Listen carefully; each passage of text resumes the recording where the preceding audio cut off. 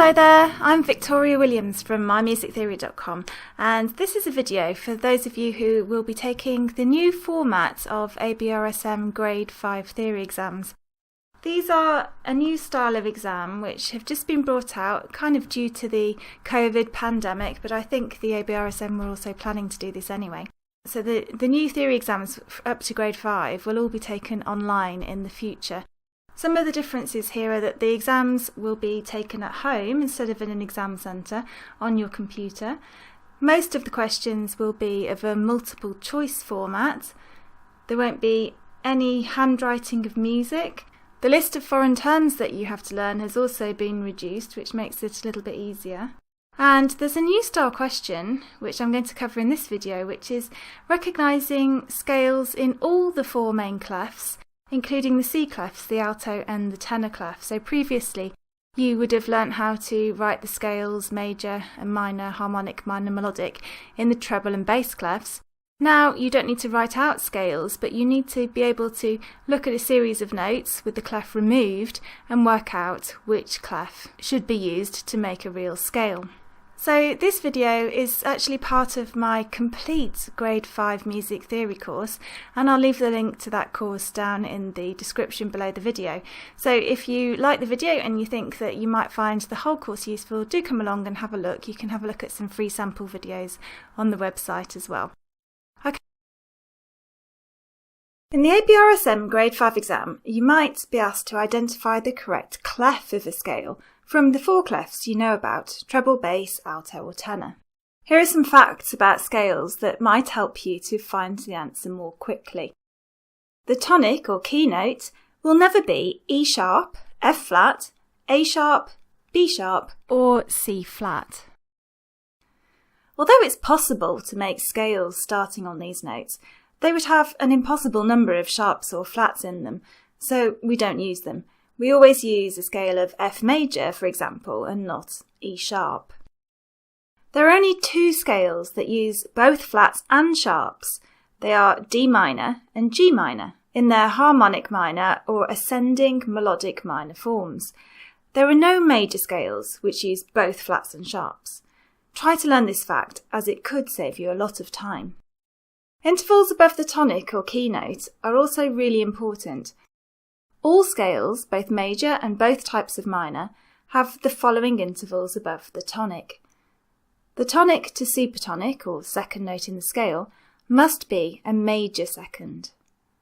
Between the tonic and the subdominant, there must be a perfect fourth, and between the tonic and dominant, there must be a perfect fifth.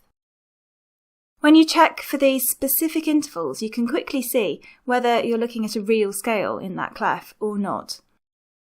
All minor scales have a minor third above the tonic, and all major scales have a major third above the tonic, so you'll always need to look at the third degree of the scale. Here's an example question. What's the correct clef to make this into a minor scale? In this scale, there's one sharp and one flat. This means we can narrow it down to either D minor or G minor. If you know your scales well, you might quickly see that it must be D minor, because the flat and sharp in the scale are adjacent notes. B flat and C sharp are the 6th and 7th degrees of the scale, so they're next to each other. In G minor melodic, the flat and sharp are B flat and F sharp, which are the 3rd and 7th degrees of the scale, so they're not written next to each other. If you're less confident about spotting the shape of scales, you'll need to use a bit of trial and error to check which scale works properly. Try out each clef in turn. Use your knowledge of intervals above the tonic to see what works and what doesn't work. With a treble clef, the tonic here would be E, so it can't be the right clef because we're looking for D or G minor. With a bass clef, the first note would be G, but the third note would be B natural, so it can't be a minor scale if it's in the bass clef. With an alto clef, the tonic would be F, so this can't be the right clef either. So a process of elimination would tell us that it must be the tenor clef, but you can also check that. In the tenor clef, the first note is D. The third is F, which is a minor third above the tonic. The fourth is G, which is a perfect fourth above the tonic, and the fifth is A, which is a perfect fifth above the tonic. Here's another example. Which clef will make this into a minor scale? This time there are only sharps and it's a descending scale, so we can't narrow it down as easily as in the previous example. The best way to begin is by working out the tonic for each clef, then looking at the intervals above the tonic. Because this is a descending scale, we need to work backwards from the lower tonic, which is the last note of the scale in the way it's written. In the treble clef, the lowest note or tonic is F sharp. The third above the tonic is A, which is a minor third, so that's okay. The fourth above the tonic is B sharp though. F sharp to B sharp is an augmented fourth, not a perfect fourth.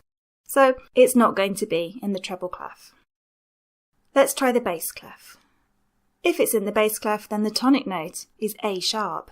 But remember, A sharp is never used as a tonic note, so it can't be the bass clef.